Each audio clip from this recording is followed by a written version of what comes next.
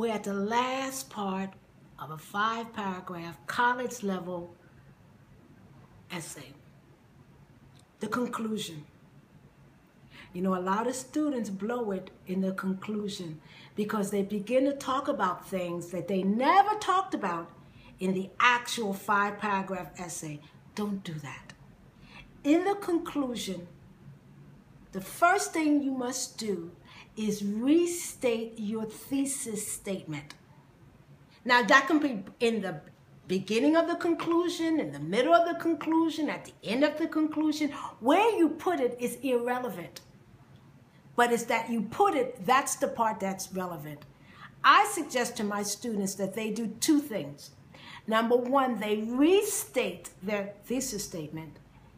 And in the process, and if we come to the board, come onto the board, and in the process, you restate your sub-thesis statements. I don't know, it's way at the bottom.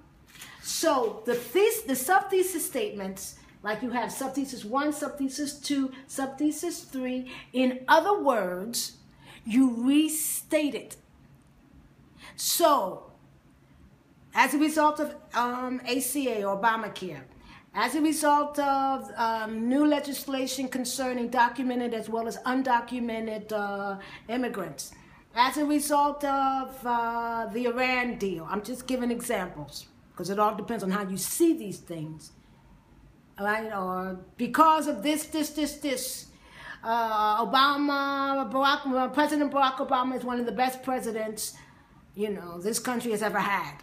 Now, you can take those same sub-thesis statements and show that he's one of the worst presidents because it all depends on how you see it.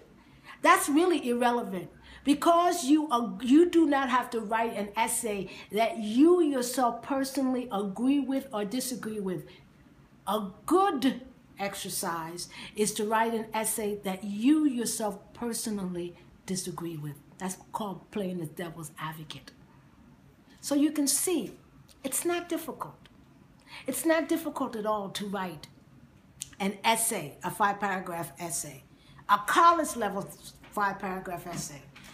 Points that I should mention. Number 1, you can do all this, but if your grammar is not good, if your vocabulary is not good, if your punctuation is not good, problems. Also, you can't just write about anything, especially when you're in university. You have to be a critical thinker.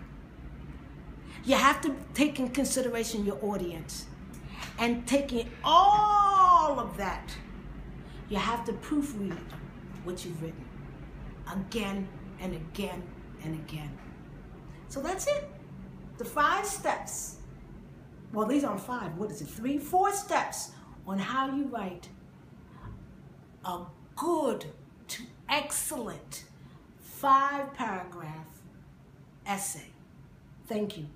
Coralla Ficklin McLean from Welcome, WYLCOME Publishing.com. Thank you.